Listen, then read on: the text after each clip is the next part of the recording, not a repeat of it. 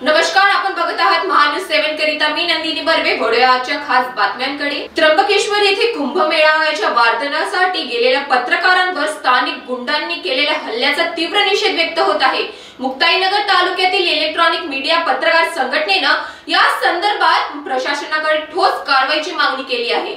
या घटनेचा निषेध करत मुक्ताईनगर तालुका इलेक्ट्रॉनिक मीडिया पत्रकार संघटनेने तहसीलदार आणि पोलीस निरीक्षकांना निवेदन सादर केले. संघटनेने मागणी केली की हल्ला करणाऱ्या गुंडांवर पत्रकार संरक्षण कायद्याअंतर्गत कठोर कारवाई व्हावी आणि गुन्हे दाखल करण्यात यावे. तसेच प्रवेश कर वसुली करणाऱ्या एएस मल्टी सर्व्हिसेस या कंपनीवरही कारवाई करून ती कंपनी महाराष्ट्रभर ब्लॅकलिस्ट करावी, असेही निवेदनात म्हटले आहे. 2019 मध्ये लागू झालेल्या पत्रकार संरक्षण कायद्याचे राज्यभरातील अनेक हल्ल्यांमध्ये फारसा वापर न झाल्याचं नमूद करून स्वतंत्र चौकशी समितीची ही मागणी करण्यात आली आहे. मुक्ताईनगर वरून पंकज तायडे यांची रिपोर्ट, महान्यूज 7 नागपूर.